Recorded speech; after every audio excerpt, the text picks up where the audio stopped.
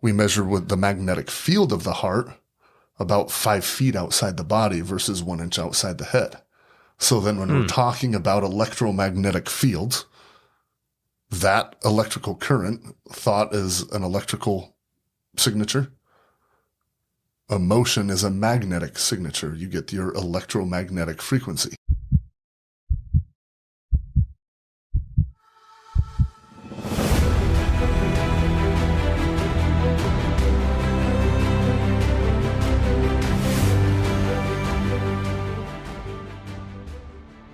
All right, welcome back to the Healing Works podcast. We are excited to be here today. We have Blake with us, from one of the co-owners of Blue 4 Media. Yep. And the way this kind of came about, this wasn't planned.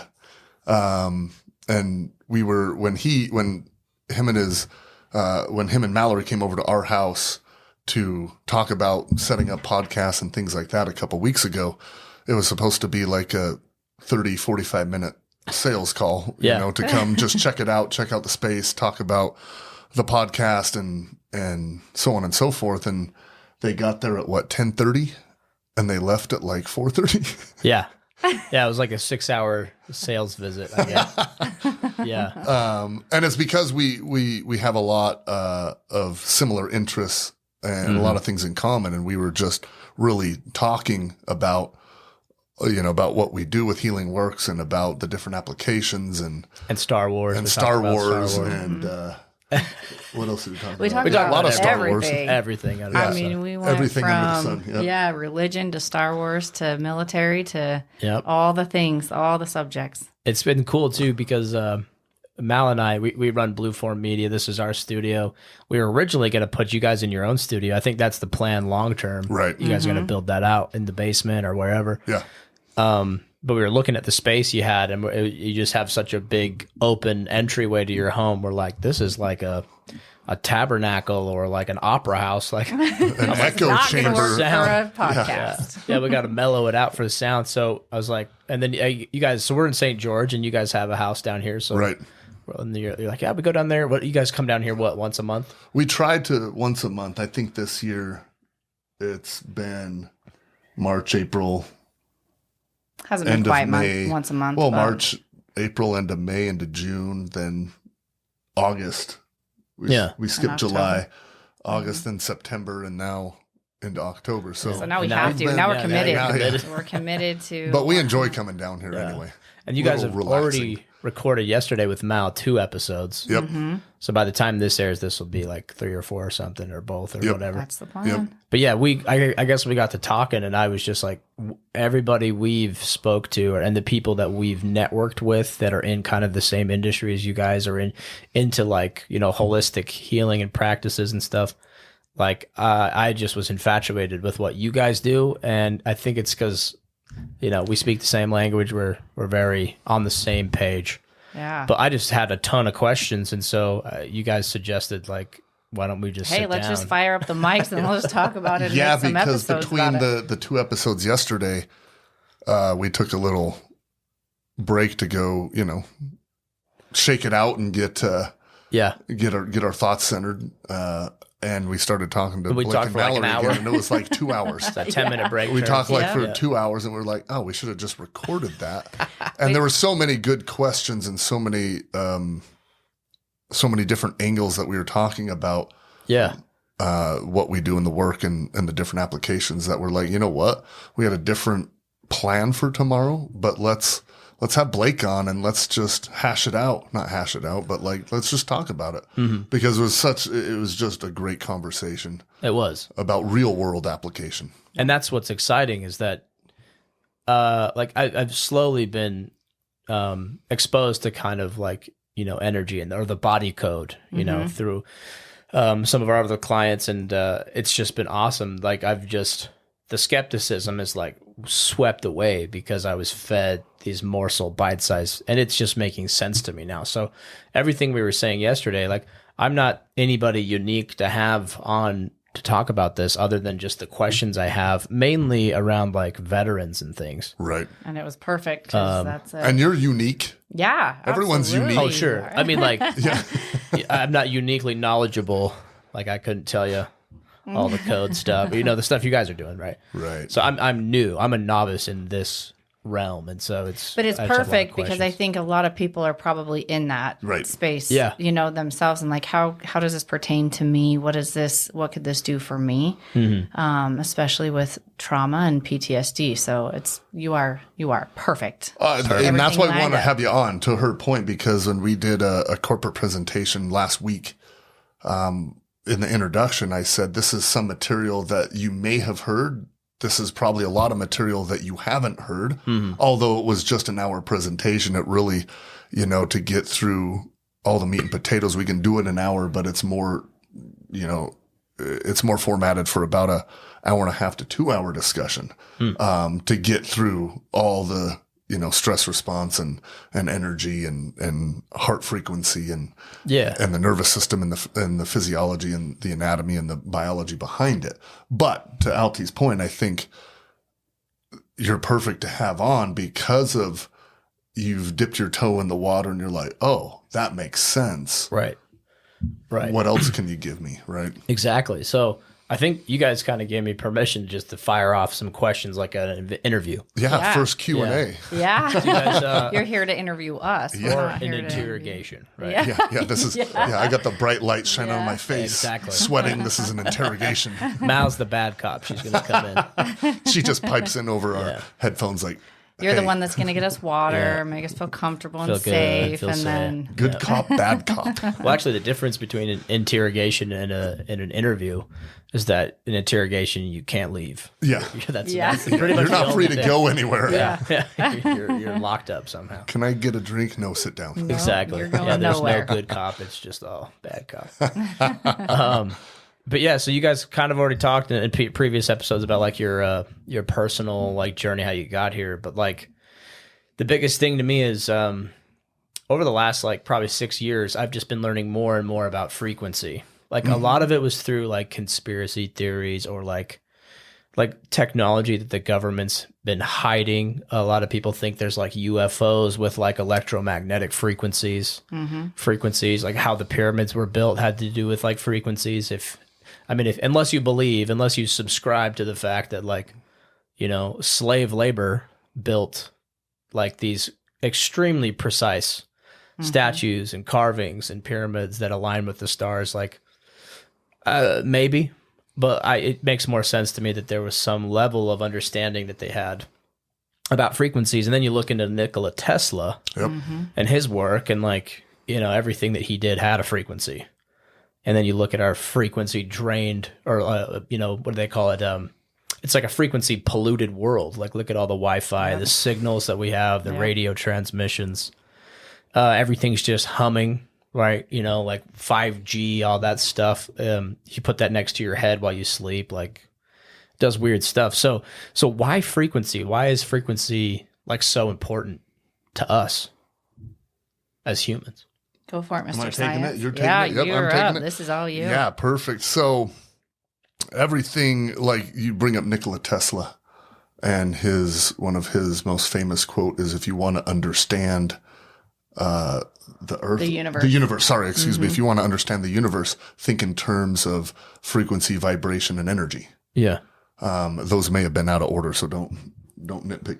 I'll Google it. But that's largely the quote, though. Think in terms of vibration and frequency. Vibration, frequency, and energy. Yeah. And so when we look at physics, and especially into the realm of quantum physics, it gets a little deep, but it's very, very understandable to where quantum physics, which now they think is the most correct of all the sciences, and that's a big thing. Yeah. Right. That's a big deal. Oh, it is right. Energy so he said, hold on. Let's see. If you want to find the secrets of the universe, think in terms of energy, frequency, and vibration. Okay. I said them a little out of order. Energy, frequency, and vibration. Yeah. And so they're saying that quantum physics is most correct of all the science. What quantum physics largely states is that everything is energy. Yeah. And so when we look at the physiology of the body, when we look at the electrical currents that go through the body, there's a lot of people that are like, I don't know about energy work and things like that. But when you really finite it down, is the heart, every two main organs in the body that we use, heart and brain. The brain has an electrical current that goes through it. We measure that. Medical professionals measure that with an electroencephalograph, meaning they measure the electrical current of the brain. They actually have, more recently, magnetoencephalographs that measure the magnetic field of the brain. And I'll explain that. So basic physics, every time there's an electrical current, you get a magnetic field. Right. Magnetic fields, couple properties, they carry information and they transmit frequency. That's what a magnetic field does. And so one thing that we use every day that uses magnetic fields, cell phones. We both grab it. That's cheesy. But cell phones. Did you guys practice that? I didn't think you. No, I was just. I was going to be your prop girl. Yeah. But cell phones, right? You talked about the other electromagnetic frequencies like radio towers, cell phone towers, and things of that nature. But cell phones use magnetic fields. That's why I could be in Salt Lake and text you, and you'll get it instantaneously because magnetic fields are very, very strong. Right. And they contain information. So what's contained in the information of your brain's magnetic field would be thought energy, right? Conscious activity in the brain or subconscious. Right, because technically we're just a bunch of we're just electricity and chemicals. Neurons. That's our conscious. Electrons, protons, neutrons. Yep. It's just crazy to think about at the base level. So at the atomic level, right? Atom, molecule, cell. But you look at atoms, what's an atom? Yeah, it's just it's a frequency, basically. It's pure energy. Yeah. Right? It's just humming. Proton, neutron, electron. Zipping around. But now they've actually, when we were on Brandon's podcast, where he brought up atoms and he brought up a picture of atoms. What they know now is that an atom isn't just what we know as the picture of atoms with a couple rings around it. Yeah. It's vibrating waves around the atom because all things vibrate. And then you get when there's a vibration, produces sound and you get a frequency, right? Right. And so, when the brain's running, which it does constantly, right? You get that magnetic field produced by all the electrical activity that's going on in the brain. You get that magnetic field. That magnetic field is carrying thought energy. Then we go, let me explain that electroencephalograph has to be hooked to the brain's electrodes on the head. You've probably seen pictures of that. The magnetoencephalograph looks like a swim cap with a bunch of connection points. The magnetoencephalograph, yep. But the magnetoencephalograph can measure brainwave activity without anything connected to the head, just by a magnetometer that measures magnetic frequency. And so they can measure that magnetic field that the brain produces about 1 inch outside the head. And so when we refer to the most powerful organ, most people think it's the brain that does all the thinking and all the problem solving, all the creating and everything like that. And yes, the brain is extremely powerful. But when we look at the other organ, the heart has its own intrinsic rhythm. The heart has its own intrinsic nervous system, has its own neurons, just like the brain does. But these are hypersensitive neurons. But the bottom line is every time the heart beats, it creates a very powerful electrical current, right? Intrinsic rhythm. When that heart beats and that electrical current's being produced, the difference in the magnetic field is quite substantial. The magnetic field produced by the heart's electrical current, measured by EKGs or measured by magnetometers as well. You go, if you're having heart arrhythmia, you go into the doctor and they hook you up to an EKG, measure the electrical output of the heart to see what's going on. Well, we measure with the magnetic field of the heart about 5 feet outside the body versus 1 inch outside the head. So then when we're talking about electromagnetic fields, that electrical current, thought is an electrical signature. Emotion is a magnetic signature. You get your electromagnetic frequency. Right. You said 5 feet outside the body, and that they've measured this. Measured it. See, that's what's fascinating. And that's limited right now by the devices. Mm-hmm. Yeah. Well, there are several people, and this isn't quoted by science yet, but there are those that think that the magnetic field of the heart extends about 22 feet outside the body. They don't have the equipment to measure. We just don't have the equipment to measure. But what we can measure is, even though that's what's measured, we know that magnetic field produced by the heart can go even further. In fact, we have studies that we did with Heart Math Institute that we had a couple. The husband was in California. The wife was in Europe. They're about 5,200 miles away. And we had them both hooked up to heart rate variability monitors, magnetometers to measure the frequency of the heart. And we had the husband feel love for his wife. Well, simultaneously, both of their heart rate variabilities increased. Both of their nervous systems were tuned, and they were feeling that same love. So it's a they went into sync and into rhythm at the same time. Yeah. Because, like, I think what's happened is a lot of people have, it's like a really romantic idea, right? That scenario especially. It's like, oh, he feels my love across the continent, right? Right. But it's really like, it's so prudent, because when someone says, I'm a good judge of character, right? Or, he's a good person. I don't know what it is about that guy or that gal. Like, they just have a weird vibe to them. And so do you think that's like due to that frequency? You think people can attune to that? Yeah. So let me explain. I went off on wanted to explain that, but so the magnetic field produced by the heart, the vibrational pattern, because all magnetic field wave energy all has a vibrational pattern, which is a frequency. So we can measure when we have people hooked up to heart rate variability monitors. You can, we sell those heart math cells, those you can hook it clips to your ear. That's the best, your earlobe, best place to test heart rate variability and pulse and heart rhythm is from the earlobe. But when we have people hooked up to those, there are larger ones that hook up, sensors on the chest and things like that. But when we measure those, that magnetic field, the vibrational pattern is determined based on your emotion. So when people, a lot of people are like, vibe together and things like that, or, So you hook that to your earlobe. Yeah, you had hook this that out to your shirt. Yeah. And then, we have the app that so yeah, this is almost like what do they call it? Just a heart rate monitor they put on your finger. Yep. It's just detecting pulse, but it's a little more accurate on your earlobe. Sensitive. Yep. That determines and measures the beat to beat variation in your heartbeat. And no two heartbeats are the same, but that's what's called heart rate variability. The bigger your heart rate variability, the better you feel. The lower your heart rate variability, and then we'll explain that with stress and chaos and things in a second. But the magnetic field, the vibrational pattern is tuned to the frequency of your emotion. And so our scientists at Heart Math can determine the exact emotion within about 75 to 80% accuracy. Wow.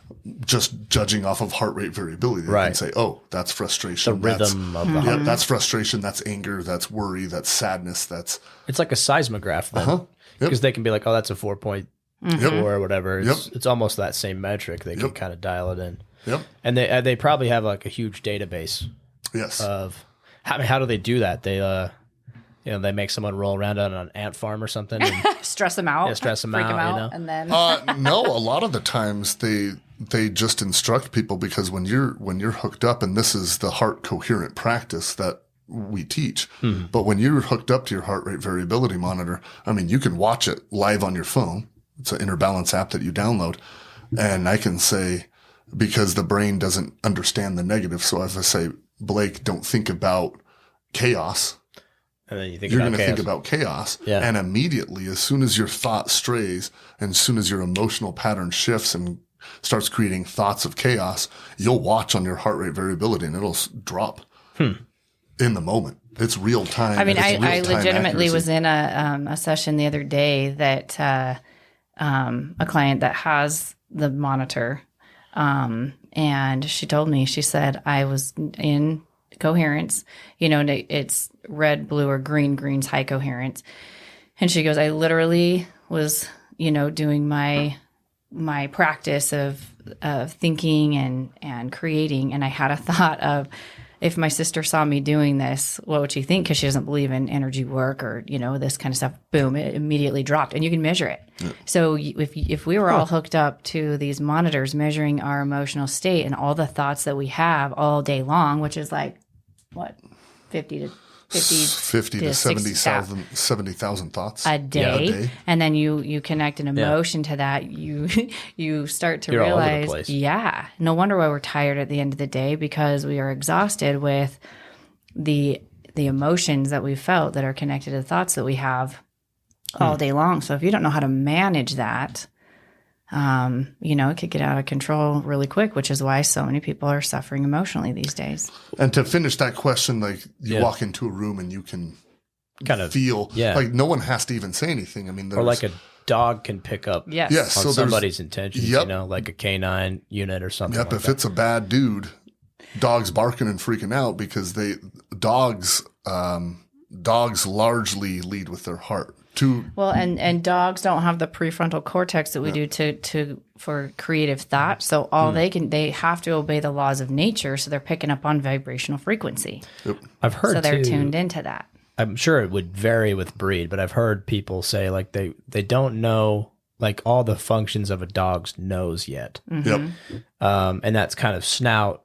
Like if there is frequency that they're picking up. I think in a way, and I've heard this, Nikola Tesla, I don't know if it was his theory exactly, but it feels like a lot of people have theorized as well that we're kind of just these big antennas. Yeah.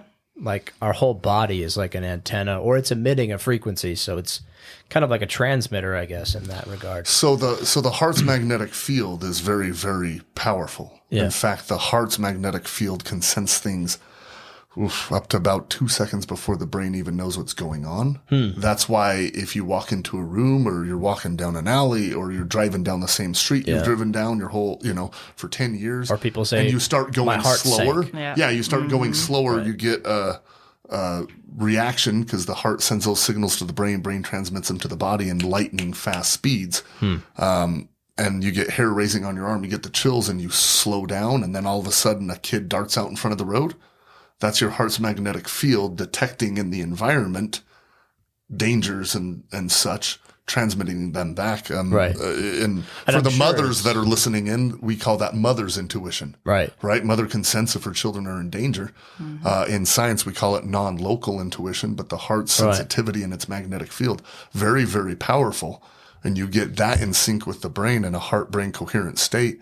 And you're very, very unlimited, however, in terms of walking into the room and sensing people, what happens with the heart's magnetic field too is they communicate with each other without us knowing. And our nervous systems, the autonomic nervous system runs 95% of your bodily functions. Your nervous system are tuned to these frequencies.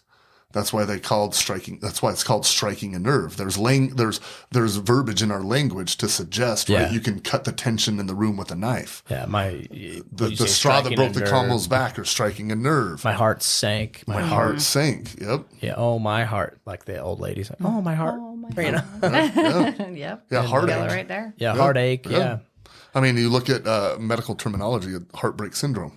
Yeah. That's a very real thing because the heart is so intelligent that it can shut itself down if it feels pain enough. Yeah. Heartbreak syndrome. It's on the rise in women right now. Well, you said dogs lead with their heart all the time. Yep. And like, I've heard of dozens of stories where their owner passed. Yep. Oh, yeah. And the dog's like will to live is gone. Mm-hmm. Yep. And so the dog just passes away. Yep. And you see that in senior couples too. Couples. Yeah. You see one of the couple passes away and the other couple, they're so heartbroken that they will themselves to die too because they don't want to live without him. That happens so they will quite often. Mm-hmm. Yeah. Is that where, like, would you say will resides in the heart? Or like we were talking yesterday about true intention. Yep. Mm-hmm. And sometimes it's like, because your brain is logical. We have the frontal cortex, like you were saying, where we can create thought and creativity and everything. Mm-hmm. And then there's another track too we could go down of like true intelligence. I can't remember who said this. This true intelligence is with the ability to determine whether a thought is useful or not. because those thoughts that pop into your head, from what you guys have been telling me, this is my test. You guys can correct me if I'm wrong. So your thoughts, your consciousness is where you get to kind of choose what energy or what chemical cocktail your brain pushes to your heart or other organs. It's kind of like deciding that. So if I want to sit there and think about, what my sister-in-law thinks of me, or what they're saying on the news, if I want to internalize that, then it's going to send an emotional cocktail, a chemical cocktail, to induce jealousy or something like that, right? Because it's all just chemicals. Right. Mm-hmm. And that's what your heart takes and magnifies. Is that correct? Or so your heart magnifies, your heart's the amplifier. Mm-hmm.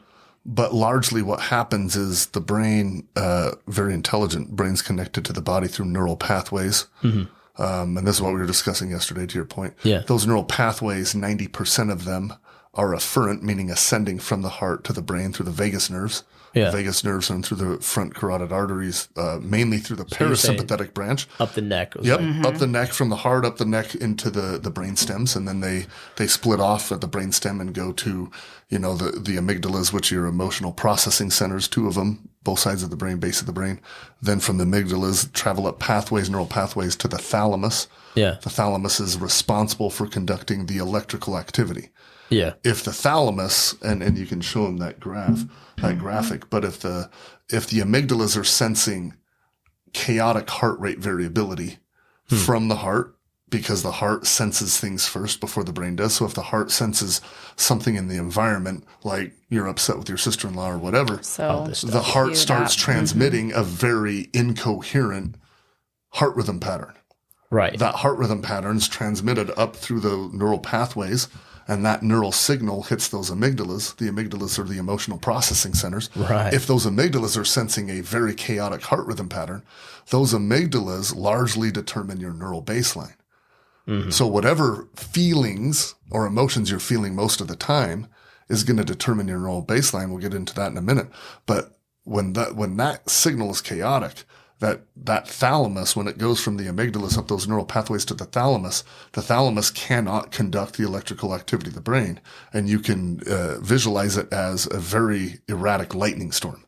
Right. You're trying to get clear thought. You're trying to come up with solutions in the moment and under any stress. And that's why stress is so horrible. Because under stress, which would be the body out of balance, mind and heart out of balance, meaning any negative or depleting emotion causes stress in the nervous system. Nervous system is in chaos, transmits those signals up to the brain. Brain is in chaos. It literally shuts off the frontal cortex. And if you read that graphic on the left, when you're looking at and we'll put it up on the screen. Matt will put this up. But what it says is it inhibits cortical facilitation, right? Yeah. So say that at the bottom left. Inhibits brain function. Okay. Impairs performance. Okay. So this on the left, if you're seeing this, the incoherent state is very sporadic. Frustration, irritation, impatience, worry. And coherence is appreciation, calm, patience, confidence. And it has, we've all probably heard the studies or the pictures too of frozen snowflakes. Mm-hmm. Yep. Or plants growing at a certain, one was listening to heavy, death metal and which is cool, that but way. Yeah. It does cause a little chaos. Little Metallica never hurt anyone. I mean, Well, on that note, I think it's inevitable for us to experience this state. Right. Mm-hmm. I think it just depends. I think it's either one, whether you're in a coherent state or incoherent state. I think the ability to recognize these states and move in and out of them at your own leisure and your own will is what's really important. Because if you stay in a coherent state all the time, and it's like an episode of the Care Bears, and everybody's just Care Bear. I don't think there's much growth there, right? But then if you're in the incoherent state, which is what I have a lot of experience with, and what I want to talk about with veterans, that's where there's no way out of that. And it's like a boulder or a snowball rolling down a hill, and it's just getting more and more out of control. Yeah. So do you think you said like stress is bad, and I agree with that, but I've long subscribed to the thought, I'll give you your phone back there, you're good. That like certain stress or the reasons behind the stress can also be really good and motivate you to obviously like survive. Yes. Right? Or get something done or hit the gym or be better than you were yesterday, and, you know, kind of looking yourself in the mirror and the weight of the world's on your shoulders, you know, and you feel like a piece of garbage. And so you like take action. Right. And so I think, would you subscribe to that too? Like stress can be good, or is it just like prolonged stress is bad? Or how would you phrase that for your guys' standpoint?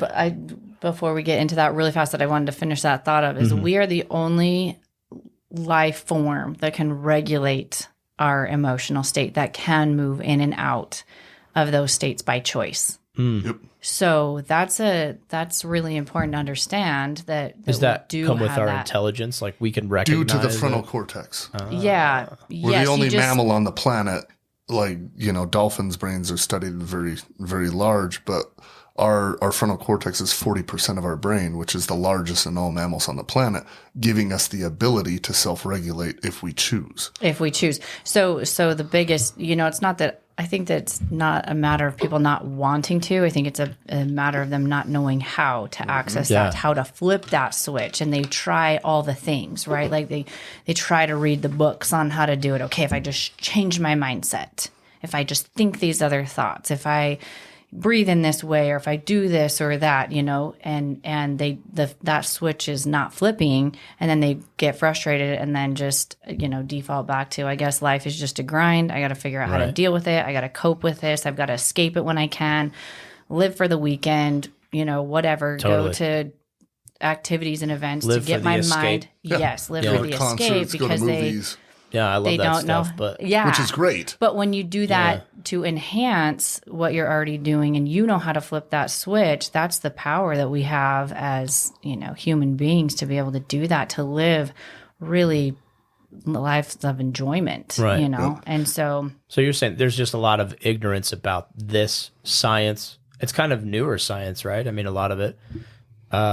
So this was largely published in the 1990s, early 90s, when the HeartMath Institute was founded, and they found the correlation. The lead psychophysiologist, Dr. Roland McCready, found the correlation between the heart and the brain, which created the medical field of neurocardiology. Huh.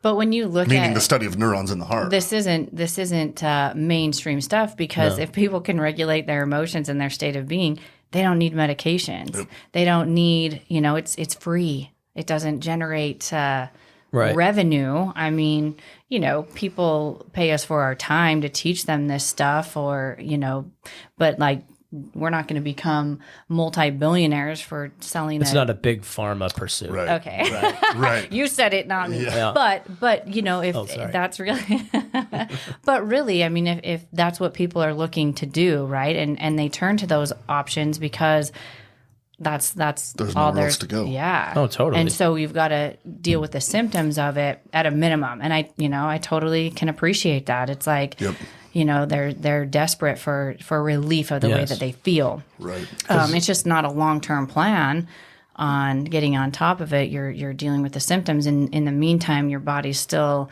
you know, running the same program. So your cells at a cellular level, you're not managing the chemicals in your body.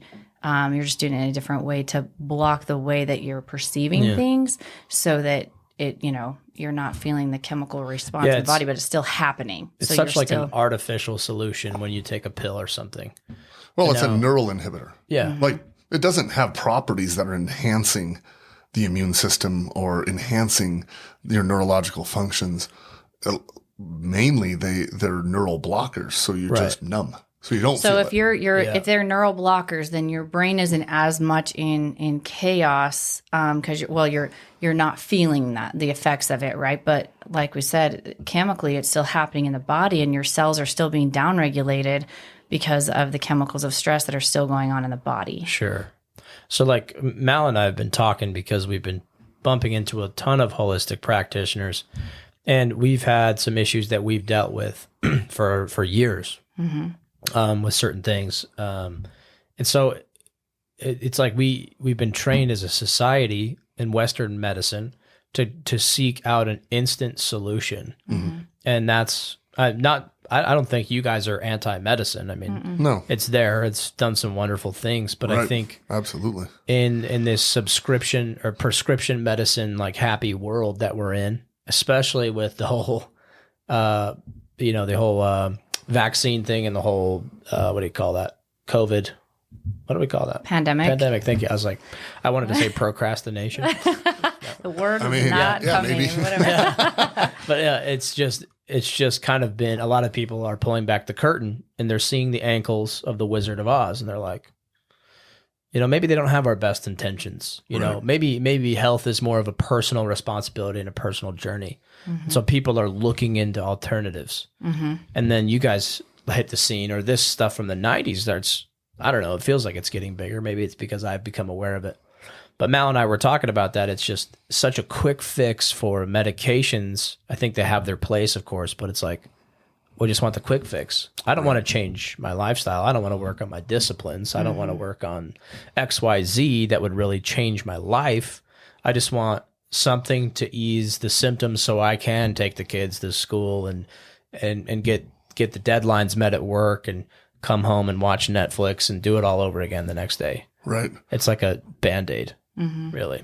Well, and I think that's, and I agree with you, and we subscribe to medicine. I just think, and we talked about it in the first or second podcast, but a lot of these are designed to just get people back to neutral, maybe. Yeah. Right. But neutral isn't. Back to functioning. Yeah. Neutral isn't forward. Neutral isn't expansion. Neutral isn't being happy. Yeah. Neutral isn't being joyful or peaceful. Right. Not, if you're not moving forward, you're moving backward. Right. And so, no, negative regard to any of that thing, any of those things. It just, when you look at quick fixes, I mean, I think people have been conditioned to think that it takes forever to heal, or it takes forever to feel better, or it takes forever to start thinking better, growth mindset positive, start thinking positive. Yeah. Well, we show under 3 minutes of heart coherent practice, we show the main regenerative hormone in your body, which is DHEA, at 100% production in 3 minutes. We show in 10 minutes of feeling gratitude largely, but they're all very similar. The frequencies are very similar in the elevated emotions: gratitude, appreciation, compassion or care, love, joy, peace, calm or ease. Any of them, we show a increase in the main antibody in your immune system, which is called immunoglobulin A. We show a 50% increase in 10 minutes a day. These are high percentages too. Very, very high percentages. And I mean, and I said this on the previous podcast, but it's good to reiterate it. But we show in 6 to 9 weeks, just with the heart math system and techniques, like I said, 6 to 9 weeks, 56% decrease in depression. Yeah. We're talking about veterans and PTSD and people that are riddled with depression or anxiety. 46% decrease in anxiety, 6 to 9 weeks. And actually, we haven't put together the data, the numbers, but these are 400 peer-reviewed studies from HeartMath, almost 11,500 test subjects. So this isn't like 2 or 3 people. Yeah, you're not winging this. This wasn't us. So we're like, out of our 10 and then clients, you see a 58% increase in energy levels. That's big when people are dragging. See, this is what I didn't know. This is like I've been, piece by piece, right? Like accepting holistic practices, because I think a lot of people that are ignorant, their first reaction is like, yeah, whatever, and then when we, somebody pulls out a crystal and waves it over something like, like, am I at Hogwarts or, and like, no, not to bash on those people if they believe that's what's going to work and everything, but is someone who's ignorant is going to be like, okay. This just got weird. Like where's the cameras? Is this a joke? But so a lot of people kind of just shut off. They're just like, I don't have time for this.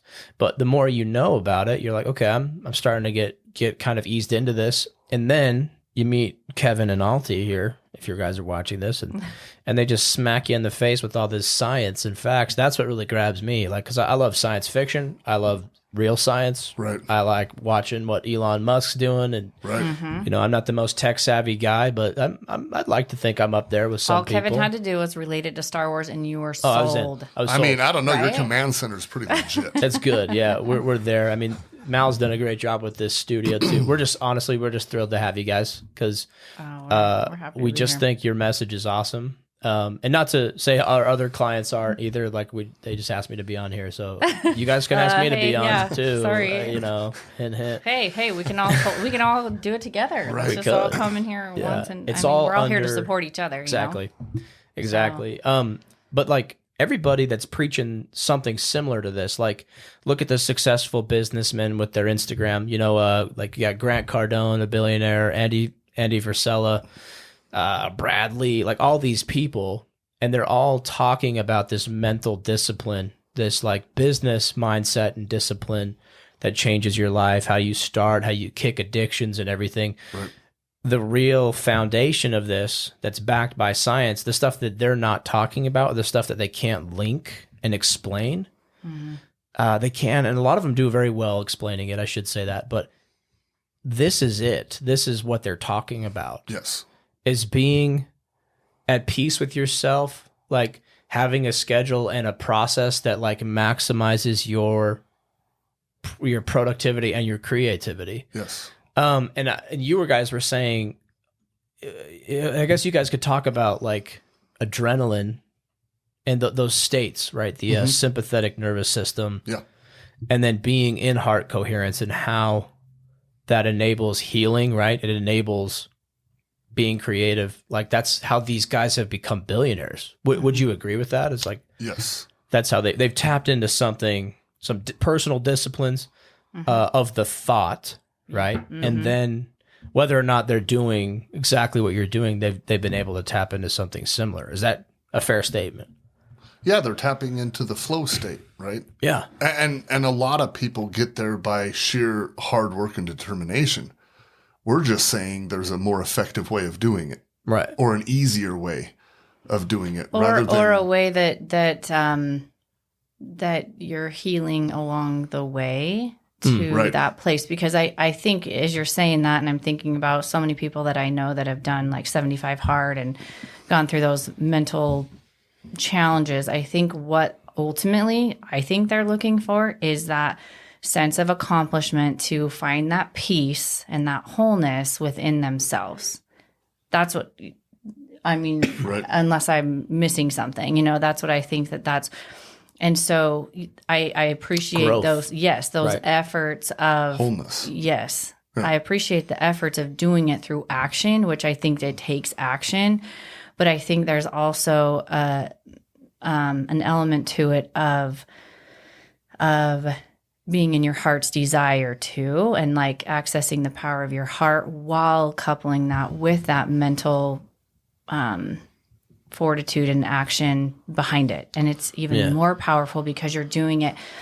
Life is about compensation, right? So if you're going to put all your effort into fitness, that energy has to be taken from some area of your life. So balance is what we're looking for generally. But if you're going to go all into something and do it in such a focused way, that you got to take the energy from somewhere to put it into that thing, right? So something is, you've got to take from somewhere else to give so much there. And so I think our approach is just, or what, you know, we like to teach is you can still have high levels of accomplishment and attain the same thing while maintaining that balance and that sense of peace without going into the sympathetic nervous system and staying there all the time to just power through at the cost of maybe your physical health. Right. Yeah. Does that make sense? Yeah. Or relations. Or, exactly. Yeah, all of it. Yeah, because there's a lot of people that have, you know, a lot of money, a lot of success, you can call it, but aren't very happy. Yeah. Because they get to the end of the road and they didn't enjoy the journey. And it's like, okay, I got millions of dollars, but what's it worth now? Because I'm still not satisfied. Right. So we teach gratitude in the moment for all that is and all that is to come, but really being emotionally and mentally resilient to the fact that you're happy regardless. And the cool thing that happens, and happy with self, because the cool thing that happens is when you're happy with self, everything starts flowing to you anyway. And not just gratitude in theory, because I think that term is thrown around a lot. You know, gratitude journals, gratitude, but gratitude in a measurable state, and your actual chemistry in your body we can measure is reflecting that state of being. It's an actual state of being, not just an idea. Does that make sense? Oh yeah, totally. And a state of being is how you feel and how you think. That creates your state of being. In coherence, in working together. Not thinking thoughts of gratitude, but in actual state of fear. Right. Or thinking thoughts of gratitude, but in a total state of insecurity. Yeah. Because that's how we create as human beings, is with a thought or an idea coupled with an emotion. And where the stress comes from is when the thought and emotion are not in alignment. And that happens way more often than not, where, okay, I'm going to think successful thoughts, but I have all this low self-esteem or insecurity or panic. And so your emotional state and your thoughts are not aligned.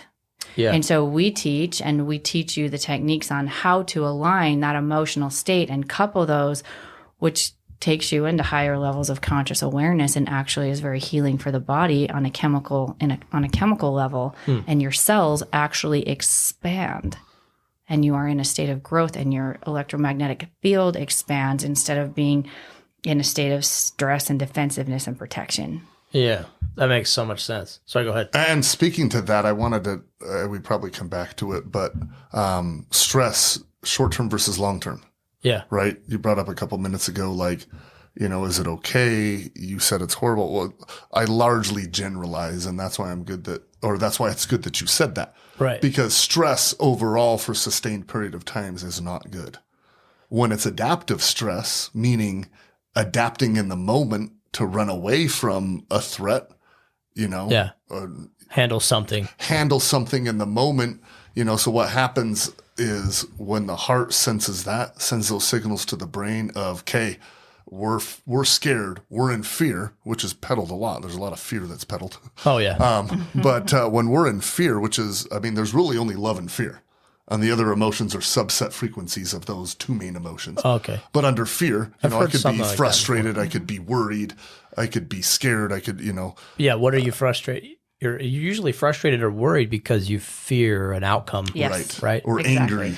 Yeah. Angry. It's a derivative of fear. Have you heard the acronyms that people have come up with fear? Forget everything and run. Forget everything and run. Yep. Or face everything and rise. And rise. Yeah. And so it can be, you know, running from pain or running to pleasure. It can be useful. It can be useful. Can be very useful if you get scared.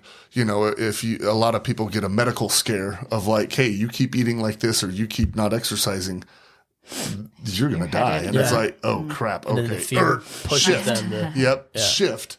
But what happens is in the moment when you're in a state of adaptive stress, that's in the moment, okay, I need to get me and my family out of this situation to safety. Right. Cool. Heart transmits those signals to the brain. Brain's like, hey, we're not good. We're not safe. Respiration increases, starts pumping blood to the extremities, large productions of cortisol and adrenaline to get blood to your hands and to your feet to get the hell out of Dodge. So you can lift a car off a toddler. Yep. Sure. Yep. So you can get that adrenaline, lift that car, punch through the wall, kick down the door, and those applications. Right. But what happens is when you are in that state of such high production of cortisol and adrenaline, that's good in the moment. Where it becomes maladaptive, shout out Mal.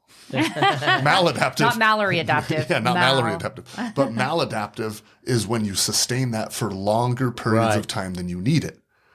And what gets really interesting is the brain and the body are very, very objective.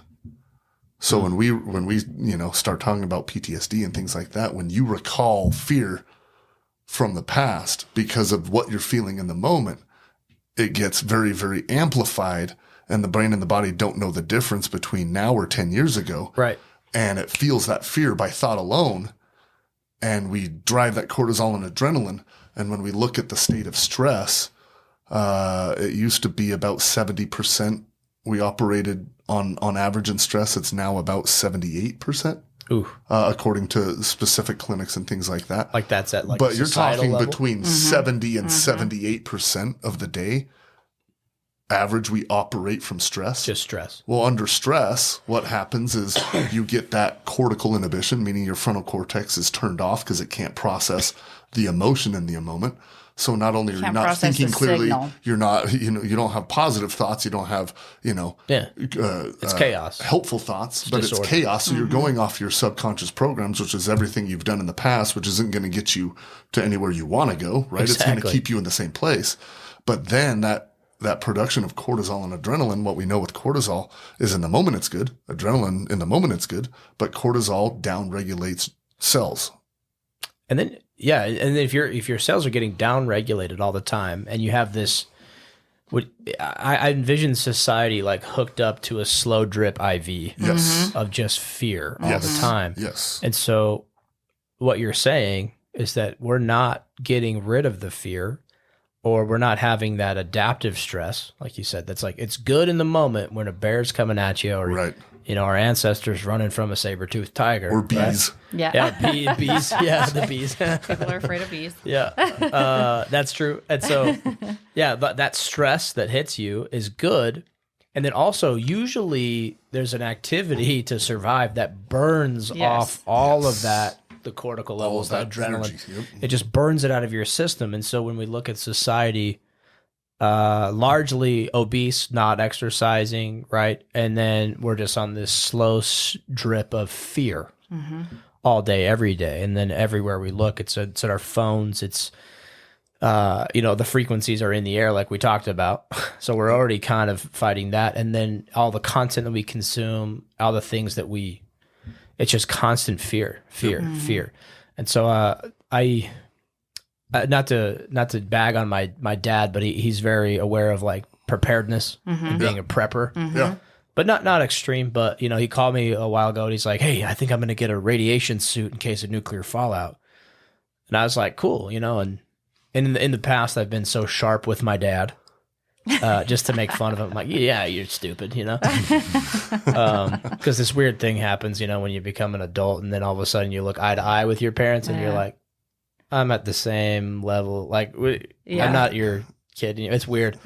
We're equals. Yeah, we're equals to a point, right? And you realize their coffers of wisdom only go so deep, and you're like, so do mine, but the all-knowing wizard of my parents is not as deep as I thought, right? Right. No, I love them. I'm not. Trying and there's to a lot of value there, but you just look at it different. You do. And so he's like, hey, what should I get? How should I give this thing? So instead of just like insulting him like I used to do in the past, I was like, I'll actually entertain this for a little. So I gave him some links, gave him some stuff to consider about like, military, it's called mop equipment. I'm like, this is interesting. I'm sending my dad links for mop gear. But anyway, I sent it to him, and then I start talking to him, and just with just a line of questioning, I was able to break him out of the fear of like, you can imagine that YouTube trip for 3 hours. He's like, I gotta get radiation suits. I gotta buy this stuff. This is now on my list, and I gotta buy it and check it off and stick it in the basement. Right? That's what preppers do. I gotta get I gotta get more food, more water. Like that's totally like a fear-induced response, right? Yep. So he's been consuming that fear, that IV's dripping into his arm of fear. And then I'm like, so where are you going to put this? I'm in the garage. Well, what if you're at work? Oh, I didn't think about that. Okay. Are you going to get one for mom? Yeah. Okay. Maybe I should put it in my car. I'm like, okay, do you have room for your golf bag and then 2 more golf bags for radiation suits? He's like, oh no, I don't have. I'm like, okay. So I'm like, hey, how are you going to eat when you put all this stuff on? Like, how fast can you put it on? You're like, when you hear nuclear fallout, like, how much time do you have? How are you going to practice that? He's like, oh, I didn't think about that. I'm like, how are you going to drink water wearing a gas mask, like in a completely sealed mop suit? How are you going to use the bathroom? Like, how are you going to eat? What are you going to do? And he was like, oh. And then the motivation to satisfy that need is just killed. Yeah. And I was like, listen, man, your best bet is, if you want to satiate this fear, like your best bet is to just build have some gear ready to go, like a bug out bag, and just get out. And like, don't worry about it. that's like, stop fearing that. Just get that level of preparation done. Because like when you're prepared, if you're prepared for a school or a test or speaking, like the fear goes away, or parts of it do. But anyway, that's what they're hoping to satiate, is like, oh, I got to get rid of this fear and get a MOP suit because YouTube told me to. Right. What does MOP stand for? I can't remember. It's a military operational military. Oh, I didn't mean to put you on the spot. I can't remember it. We used it once for like training. I never donned. We didn't say again. at the beginning of this what your connection is to the. Oh, that's military. right. Yeah, I guess I should say I'm co-owner of Blueform Media. This is our studio, and we're thrilled to have you guys. Like I said, but I did 6 years in the infantry in the Marine Corps, and so that's kind of my military background, and that kind of segues into what I wanted to ask you guys about too. And thank you for your service. Yes, thank you. I'll pass it on to people who need it, need to hear that more than me. But thank you. One thing I was going to tell you too, along those lines of dripping that fear, is the hormones of stress are so effective at shutting down the immune system because it takes all that energy. Thank you. I wanted to talk about that. Yes. Yeah, preferentially sends it to your extremities, all that blood, all that energy to your extremities, your arms, your hands, your feet, your legs, so that you can run or fight. So in the short term, yes, that's how, people lift a car off of their child or whatever. But if you're living in that state all the time, you are completely leaving your organs and glands and immune system out to dry. Your viscera. Yes, the viscera. But the organ or the hormones of stress are so effective at shutting down the immune system that when people go in to get an organ transplant, they will inject them with the hormones of stress to shut down their immune system so it doesn't fight a foreign object in their body. So when you take that into consideration, and look how many autoimmune diseases there are these days. I mean, they are skyrocketing. So many people are like, oh, I've been diagnosed with a rare autoimmune disease. Especially because with the people's vaccines. Immune systems are not doing what they're supposed to do, and they're designed to do one thing. So if they're not doing that, what's the problem? And with our work, it's like, okay, there's so many emotions and blocks and stuff that are in the way, but people are just living in that state of stress so often that their immune systems are not working, not doing what they're supposed to do. Right. Well, look at sickness, illness, and disease. Right. They say stress is the silent killer, right? Yeah. Because there's only, and these are from people that know a lot more than I do, but they say there's only up to 5% of the entire population of the world that has a genetic disorder.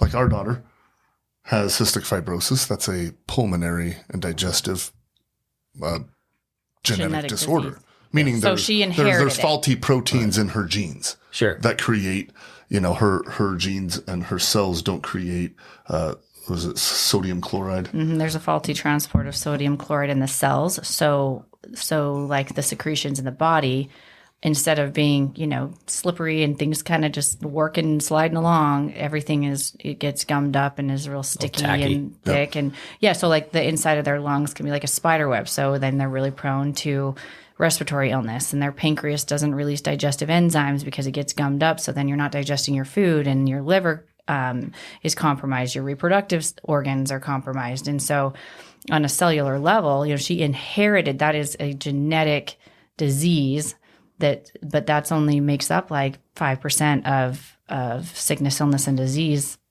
that's out there. Yeah. So that means 95% of them are created from stress. Yeah, or cancers, fibromyalgia, a downregulation of your cells, arthritis, which downregulates your genes. Because they didn't inherit it, so it came from somewhere. And takes all the energy away from your immune system. Like our bodies are very, very intelligent. But it's what the body can't do. Mm-hmm. Go ahead, sorry. Oh, so it's almost like it's neglected, right? Yeah. So it's like, was the disease created? Yes, no, mate. But like, the fact is, your immune system's been neglecting it because of the stress. Yeah, because there's no energy to put toward it, right? So because, and our bodies are very intelligent that way, because if you are in imminent danger of a bear, then it doesn't matter if you have a sickness, illness, or disease, because that's a secondary issue compared to an imminent threat of death.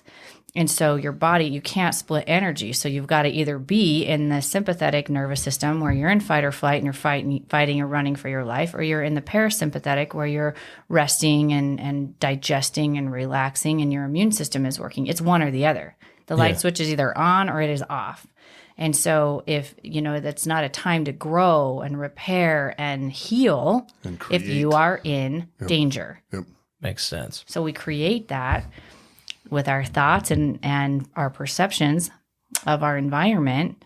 And then we live in that state of stress continually, and we're not able to regulate our emotions, and we're headed for sickness, illness, and disease. Where do your perceptions and your thoughts come from?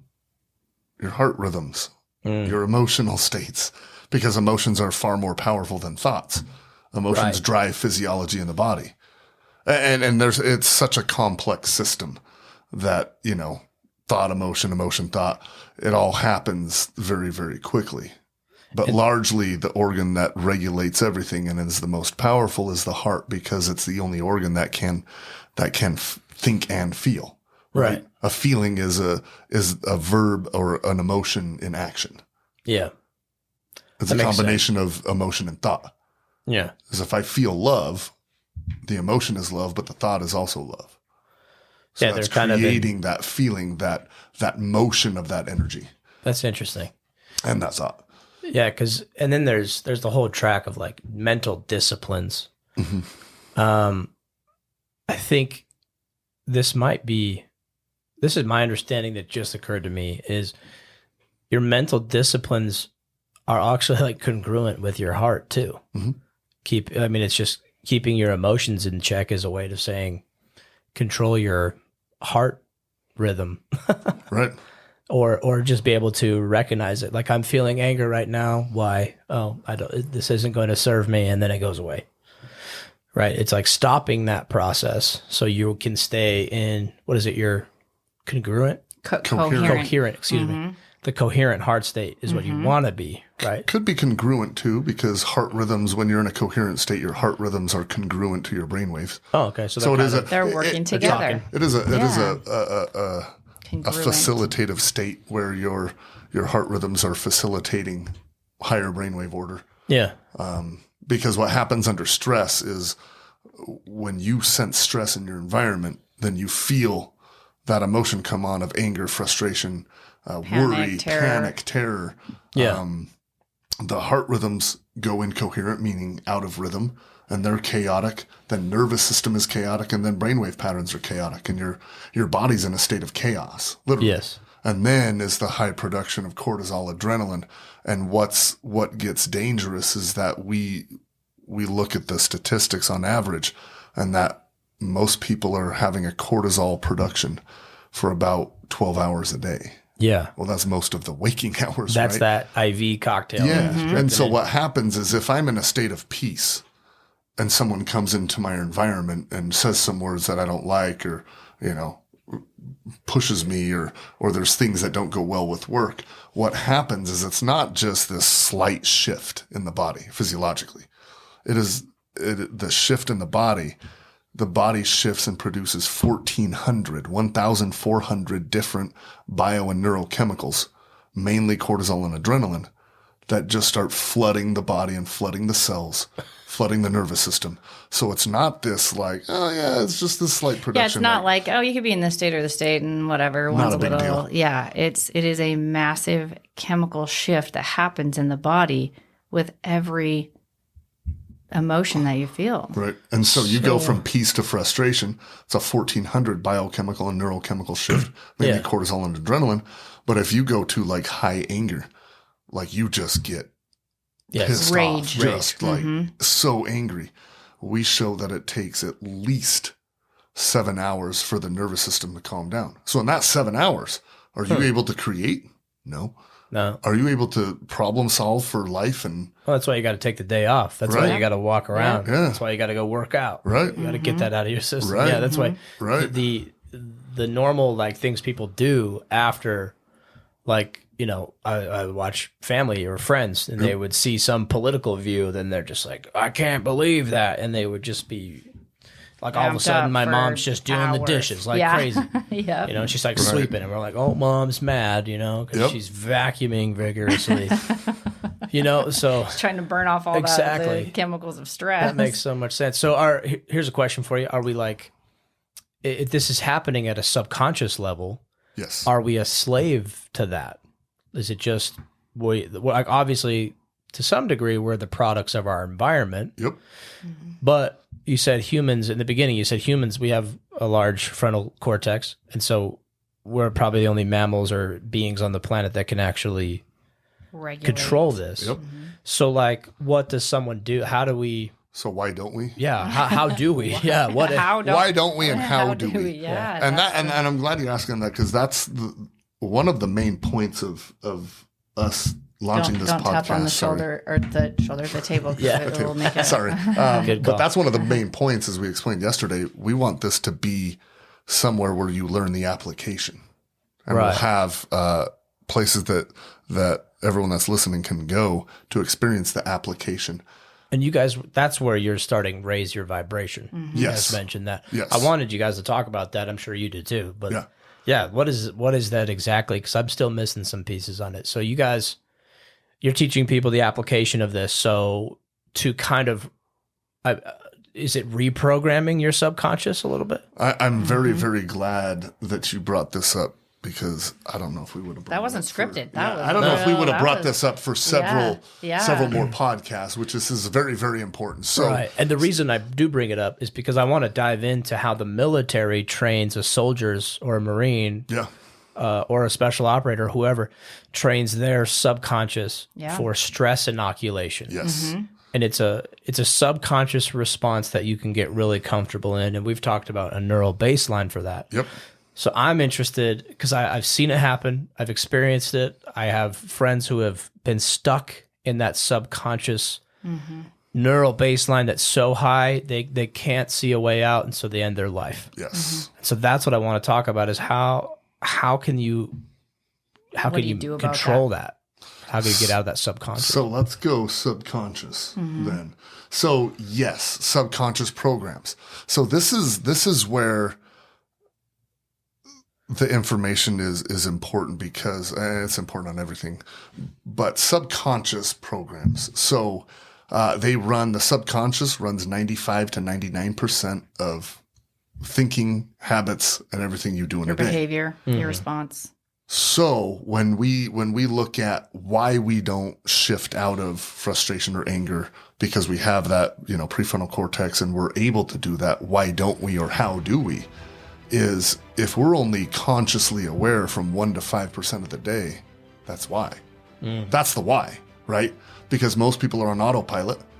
You start, daydreaming or thinking of things, you go into the subconscious programs, and they run the rest of your day.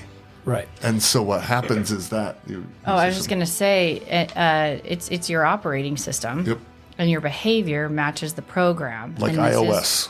Everyone loves Apple. Yeah. Your iOS operating system. Except for Kevin hates Apple. Hates a strong word. it's your operating system, and it's running on autopilot. And if it's running 95 to 99% of your day, your behavior matches the program, so you're doing it on autopilot without thinking about it.